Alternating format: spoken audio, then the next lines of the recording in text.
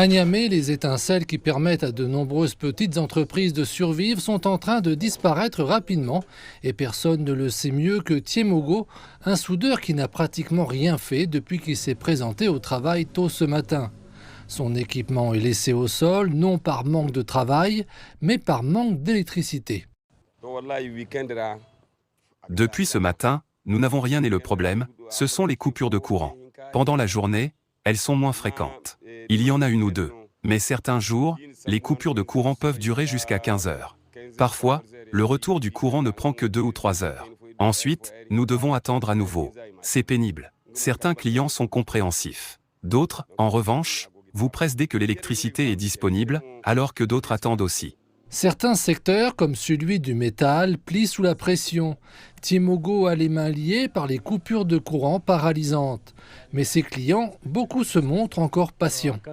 Je suis venu pour faire construire un château d'eau. J'attends depuis près de 2 mois. Et avec les coupures d'électricité, ce n'est pas facile. Je ne lui en veux pas. Je suis sur un chantier et j'en ai besoin pour continuer les travaux. Il n'y a pas que les soudeurs qui souffrent de la situation. La crise énergétique a gelé les bénéfices ou plutôt elle les a fait fondre, dans le cas de commerçants comme Ismaël Sédou. L'électricité peut être coupée dès 8 heures jusqu'à 11 heures au midi. Elle revient quelques heures plus tard. Nous pouvons vendre jusqu'à 15 000 francs CFA par jour, mais avec les coupures d'électricité, ce n'est pas possible. La panne serait due à l'effondrement de 3 pylônes électriques qui alimentaient le Niger depuis le Nigeria. Les dégâts ont non seulement sectionné les câbles, mais aussi privé plusieurs milliers de personnes de leurs moyens de subsistance. Le Nigeria fournissant généralement plus d'un tiers de l'électricité du Niger, le pays dépend désormais fortement de l'énergie de secours provenant d'une combinaison de sources thermiques et solaires. Selon des sources fiables chez Nijlek, des pylônes sont tombés non seulement au Nigeria, mais aussi au Niger. En conséquence, l'approvisionnement supplémentaire en provenance du Nigeria n'arrive pas, et la réserve froide disponible ici à Niamey ne couvre pas la zone du fleuve, qui comprend Dosso, Tillabéri et Niamey.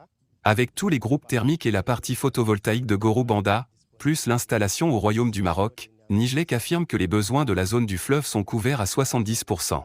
Même si le Nigeria n'arrive pas, ils réduiront la charge de 70% pour couvrir les besoins de la zone du fleuve.